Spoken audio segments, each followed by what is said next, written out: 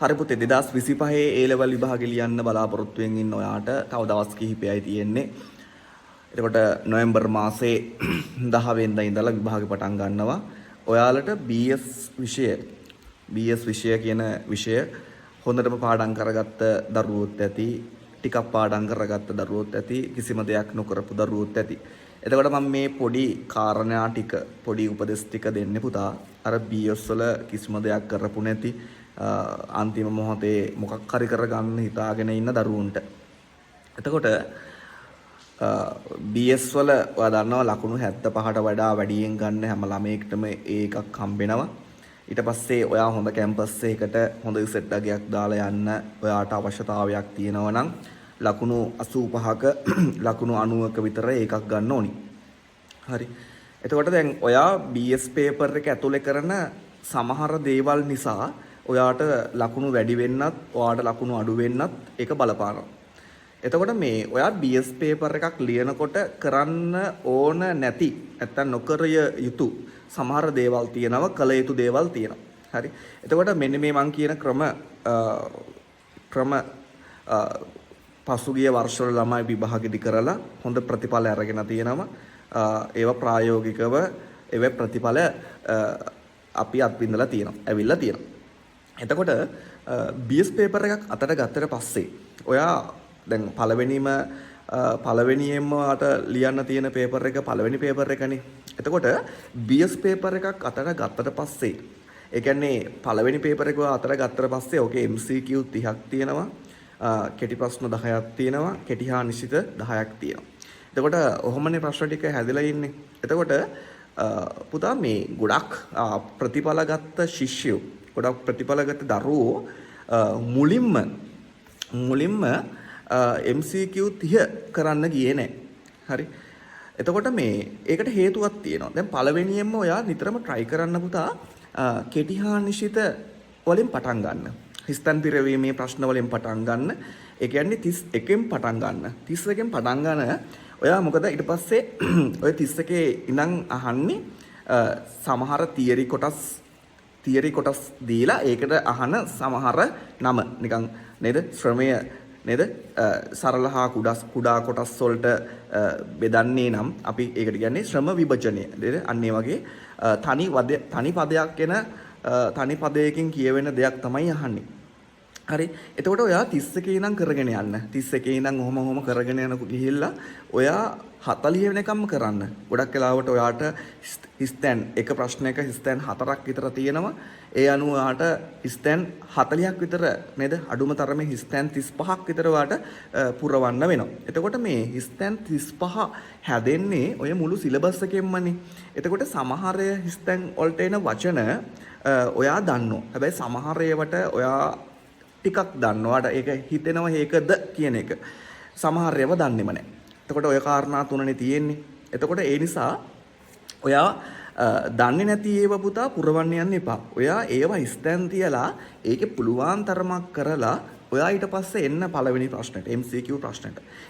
MCQ ටිකට ඇවිල්ලා ඔයා 1 ඉඳන් 30 දක්වා MCQ ටික කරගෙන යන්න.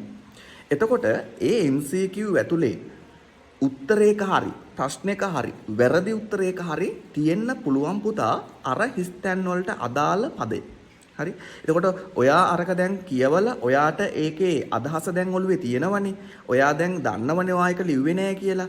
එතකොට අර 1 ඉඳන් 30 වෙනකන් ඒ ප්‍රශ්න ඇතුලේ ඔයාට අර හිස්තැනට අදාළ ප්‍රශ්නේ හම්බෙන්න පුළුවන්. ඒ උත්තරේ හම්බෙන්න පුළුවන්. ඒ වචනේ වාට හම්බෙන්න පුළුවන්. එතකොට ඔයාට ටක් ගාලා ගිහිල්ලා එතන ලියන්න විතරයි තියෙන්නේ. එතකොට ඒක පළවෙනි ට්‍රික් එකක්. හරි. එතකොට එහෙම කරන්න. ඊට පස්සේ ඔයා පේපර් එක සුපුරුදු පරිදි කරගෙන යන්න. කොහොමත් MCQ පේපර් එකේ ප්‍රශ්න 18ක් මුල් ප්‍රශ්න 18 මුල් ප්‍රශ්න 19ම MCQ හැදෙන්නේ වාගේ 12 වසරෙන්නේ. එතකොට 12 වසරේ පාඩම් නේද?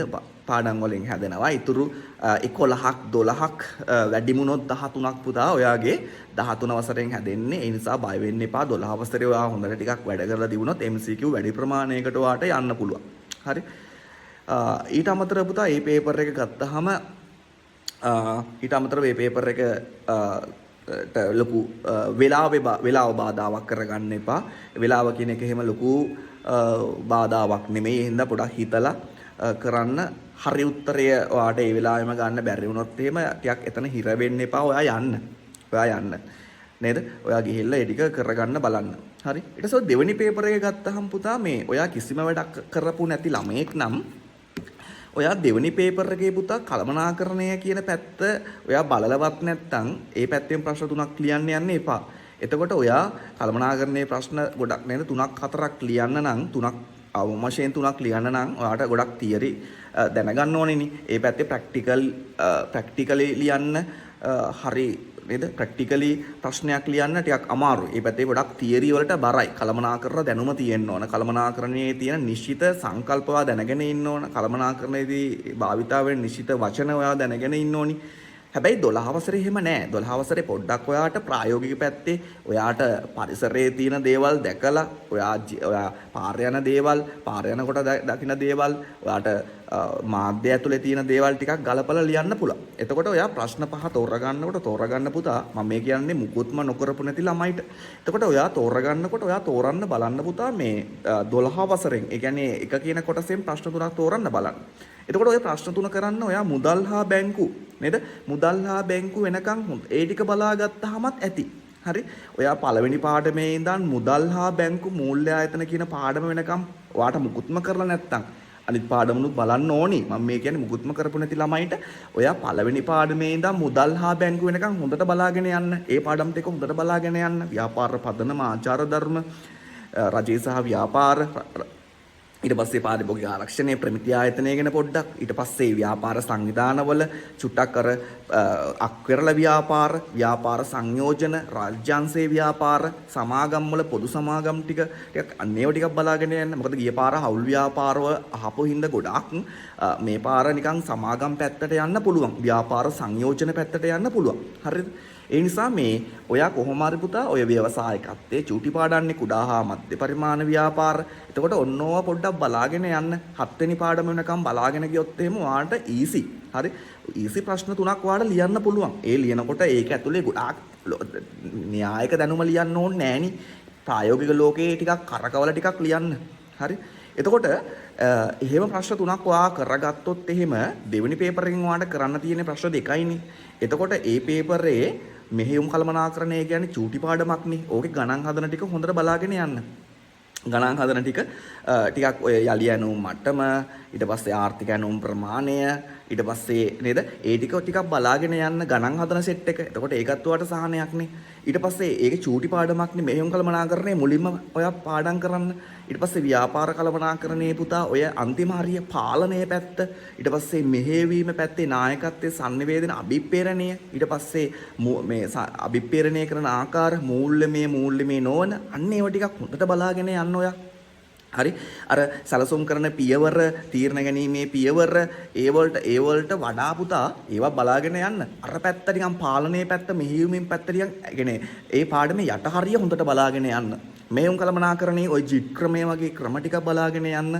ඊට පස්සේ මෙහෙයුම් කළමනාකරණයේ තියෙනනේ ඵලදායීතාවය වැඩි කරගන්න ක්‍රම, අන්නේ ක්‍රම ටිකක් බලාගෙන යන්න. තත්ත කව, ඊට පස්සේ නවීන ක්‍රම ටික, ඊට පස්සේ නේද පරිගණක අංකිත පාලනය වගේ ඒ ටික බලාගෙන යන්න. ඒ ටික බලාගෙන යන්න. ඊට පස්සේ ඒවෙන් ඉන්න ඉඩ තියෙනවා. ඊට පස්සේ ඊට පස්සේ තියෙන්නේ අලෙවිකරණය කියන පාඩම පුතා. ඒක කියවද්දි හරියට ආස හිතෙනවනේ. ඒකේ ඔයා ගොඩක් ඔය නිෂ්පාදිත මිශ්‍රයේ තියෙන රූප සටහන් 3ක් තියෙනවනේ. හරි? මොනවද?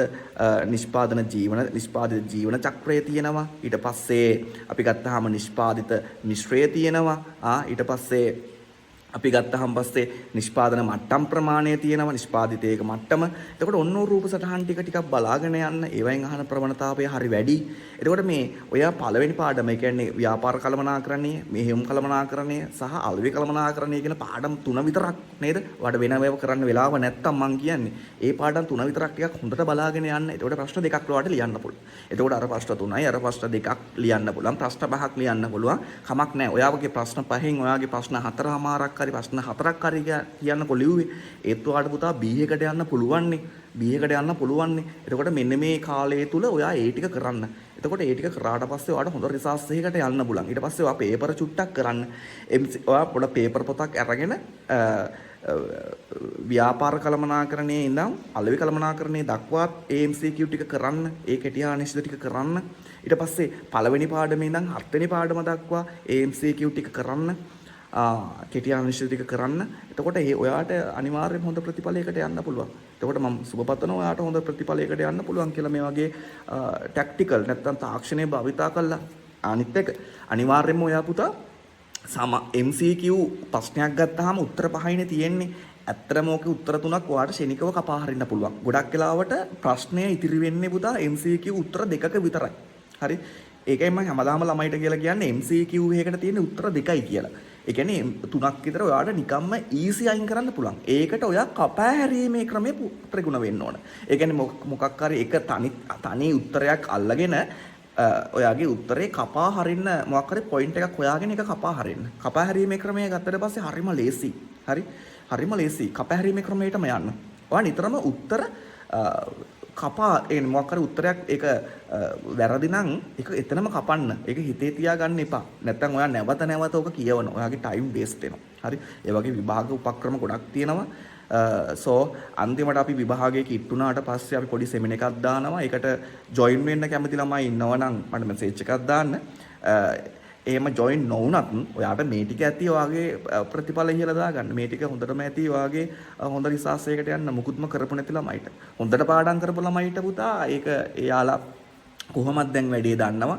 එයාලා කොහොමත් එයාලා ටාගට් කරන් ඉන්නේ. ගොඩක් වෙලාවට හොඳටම පාඩම් කරපු ළමයි කළමනාකරණයෙන් ප්‍රශ්න 3ක් ටාගට් කරනවා. ඒක හොඳයි. මොකද ඒකට එහෙම වුණාට පස්සේ කළමනාකරණයේ ප්‍රශ්න ලියනකොට හරි නිශ්චිතයි උත්තරේ. ඒ තියරි කොටස හරියට ලියලා තිබුණා නම් ලකුණු හම්බ වෙනව නියමිතම. ආයේ ඒකේ ප්‍රායෝගික භාවිත ඒව මුකුත් නැහැ. හරි ඒ ගොඩක් හොඳට වැඩ කරපු ළමයිට මම පොඩ්ඩක් ඉස්සෙල්ලා කතා කරේ ඔය නේද අවුරුද්දක එකමාරක් එහෙම ටිකක් ඇවිදලා කරලා විභාගයේ පිළිබඳ බරපතලක් නැතුව මේ අන්තිම මොහොතේ ගොඩ දාගන්න ඉන්න කෙල්ලෝ සෙට් එකක් ඉන්නවනේ අන්න එයාට කතා කරේ. හරි ඔයා මේක බලලා ඔයාගේ යාළුවන්ට ෂෙයා කරන්න. එතකොට ඒකත් ලොකු පිනක් වාට. මොකද විභාගයක් සමත් වෙන්නේ පිනක් තියෙන්න ඕන. ඒ කියන්නේ අපි කියන්නේ පාඩම් කරන හැමෝම කැම්පස් යන්නෙත් නැහැ. කැම්පස් යන හැමෝම පාඩම් කරලත් නැහැ. හරි පුතේ.